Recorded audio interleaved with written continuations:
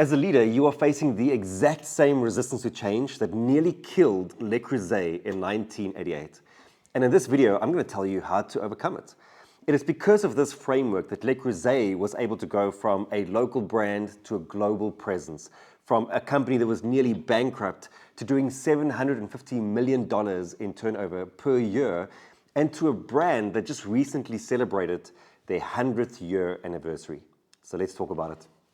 So in 1988, the French cookware company Le Creuset is dying. And they are dying because they have a terrible amount of debt, and there's also a lot of infighting between the families that started the company. Around the same time, Paul van Zuydam, who was heading up a company called Prestige, did a tour of the Le Creuset facilities, and he liked what he saw, and he thought that Prestige should acquire Le Creuset.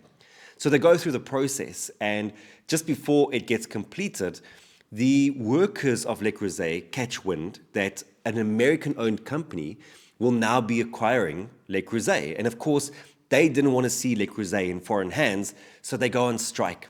And all of a sudden, this thing that would have been a lifeline becomes what actually strangles the company, because the workers would rather see the company collapse than to accept foreign aid. And this was really a make or break moment for the company. When there is big transformation, when we want to change things in dramatic ways, we often encounter quite a bit of resistance, and how we deal with it in that moment is really important. A long time ago, I came across a very useful model for thinking about the different levels of resistance to change. It's from an author called Rick Mora. And he said that the three levels are, at the first level, I don't get it. So I don't understand why this change is important, or maybe even how it should be executed. At level 2, it is that I don't get it. That when we go through change, there is emotion attached to it. We feel anxiety and fear and frustration, and often those things don't get addressed. And then at the third level is, I don't trust you. So very often we know how to change, we know why we should change, but we just don't like the messenger. We don't trust the messenger. So if any of these levels fall flat, then you are likely not to see the change that you want to see. What most leaders do is they are great at level 1. They are great at attacking the logical challenge. So you can think about these, by the way, as 3 challenges: the logical challenge, the emotional challenge, and the trust challenge. So we are good at attacking the logical challenge with better arguments and more data and more figures and storytelling. But what we then do is we neglect level 2, neglect the emotions, and what this often leads to is that we create level 3 problems, that people end up not trusting us. The brilliance of Paul van Zuydam, now that we have the benefit of hindsight and we can kind of marry some of the decisions he made with this framework, is that instead of doing what most leaders would do, where they would go from top to bottom, 1, 2, 3, and try and affect change in that way, he really kind of backed into the model. So he started by solving the trust problem first. When Prestige wanted to acquire the company, the workers went on strike because this was an American-backed company. And maybe they had 2 options on the table at that point in time. They could push forward and just hire new workers, or they would have to back out of the deal. Paul van Zuydam saw a third option, which was that he could quit Prestige, which is exactly what he did. He negotiated with the French government to ultimately acquire Le Creuset in his personal capacity. And so this, of course, was at great personal risk to him.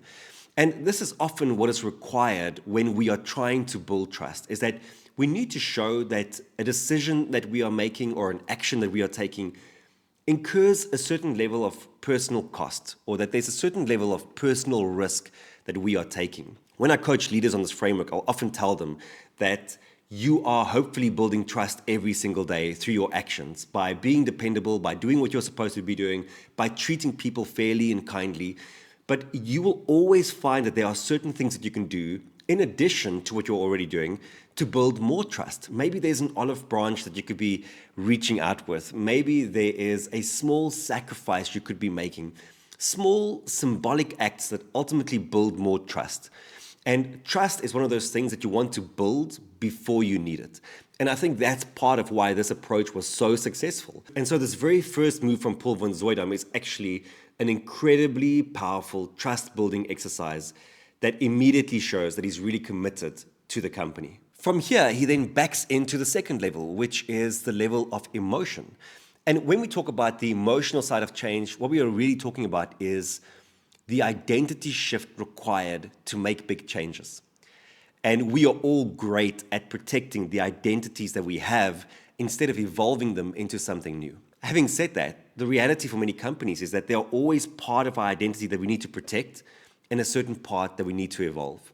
Now, one of the most important identities for the French workers was the fact that they were craftsmen. They were proud of the work that they were doing. Paul van Zuydam could have very easily come in and said, we need to slash costs. Obviously, the company has a lot of debt. We need to save the company from bankruptcy. So what are we going to do? We're going to outsource the manufacturing so it can be much cheaper. But instead, what he does is he keeps manufacturing exactly where it is in the original factory, even though this costs him twice as much. But what it does, apart from building even more trust, it shows the people that he understands what they value. And what they were valuing was their identity.